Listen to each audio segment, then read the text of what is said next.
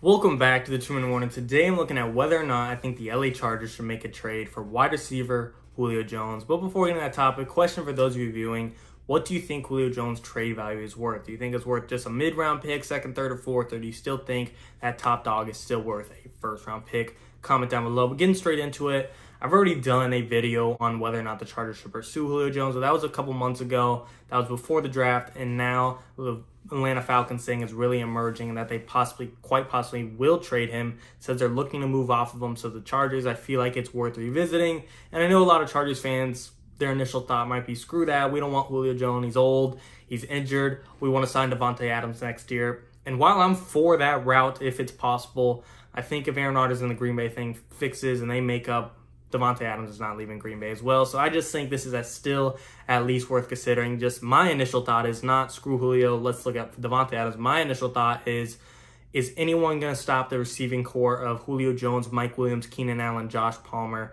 Jared Cook, Jalen Guyton, and Tyron Johnson? No. I don't know if any offense can really go toe-to-toe with that. And I'm not saying they're going to be unbeatable. The Chiefs in their own division are definitely going to hold their own offensively. But in a positive note, I seriously think this Chargers team, if they got Julio Jones, would be one of the best teams in the NFL. In the Chargers right now, they have a couple of worries. You know, our offensive line is brand new. We like it on paper, but how's it going to actually develop and come into fruition? The defense, it has on-paper talent, and Brandon Staley's going to make it better, but still, Joey Bosa's kind of alone still, and we still need a number one corner. We like Asante Samuel Jr., but he's still really young.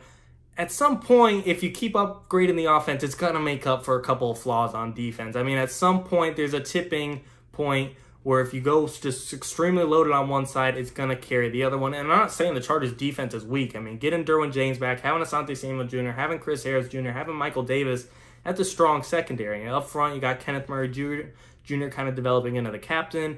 And Joey Bosa is not completely alone. I mean, there's Jerry Tillery, there's Criff Rump, there's I don't know how to Uchenna Nwosu. I don't know how to say his name correctly, but Uchenna Nwosu, I mean, Justin Jones. This is a good Chargers team.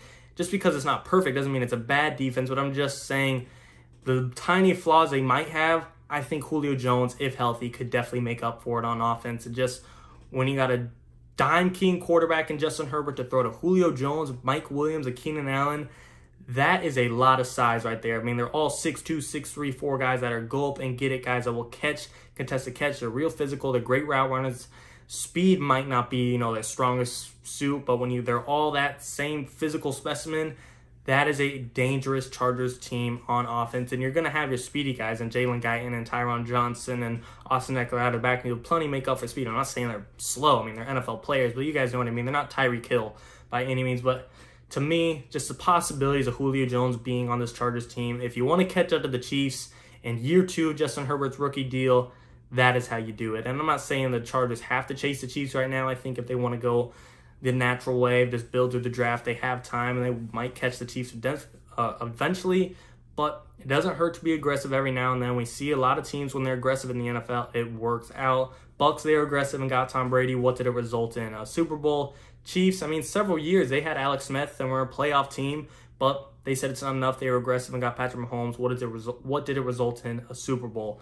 Josh Allen and the Buffalo Bills, they wanted a top receiver. They traded for Stephon Diggs. What did it result in? AFC Championship, 1 game away from a Super Bowl. So if you be aggressive, his recent history has shown it works out. And the Chargers, I know that might not be the Tom Telesco way, and just there's so many new variables on this team. Herbert's still really young. Like I said, offensive line's brand new. Brandon Staley's brand new. A lot of guys on defense are brand new. But at some point, you got to at least give a phone call to me. That's all I'm asking for the Chargers. And, I'm not going to be disappointed if they don't get Julio Jones. That's fine. But I'll be disappointed if Julio Jones is traded for a third-round pick and the Chargers didn't even make the phone call to see could they have gotten in on that. That's just a cheap deal that the Chargers are stupid for not trying for. But if the Falcons are being stubborn and they want a first-round pick or even a second-round pick might be a little high, I don't know. Maybe a 2nd and 6, that sounds about fair to me. I mean, the Falcons, they're getting a benefit from trading Julio too. They're saving cap space. To me, as long as it's not a first-round pick, I think the Chargers should at least consider it. But at the bare minimum, you have to at least make a phone call and see what is he going to cost. That's all I'm asking for. Can they at least be intrigued in the idea? And I understand the Davante Adams route, like I said, but Julio Jones, when he is healthy, he's still a top 5 receiver in my opinion, and you just pair him up with Keenan Allen, pair him up with Mike Williams. This might sound bold, but might fight for the #1 offense in the NFL. I'm not saying they will be, but on paper, it could be. There's going to be some growing pains early with the new offensive line. You know, Brian Bulaga is kind of the only known guy on that team that's been with the Chargers. They're all kind of new with Matt Filer, Corey Linsley, Rashawn Slater, Oday Abushi. But in time, halfway through the season, we could seriously see this Chargers team turn into a top 5, top 3, #1 offense. It's possible. I don't think this trade will happen, but if it does, like I said, Chargers have less to worry about. They've already got receivers, you know, in Keenan Allen, Josh Palmer, Mike Williams, but excuse me, no team's perfect. You can always get better. And like I said, there's some small holes on the defense. Like, I like what Joey Bosa has around him, but he could use a little more.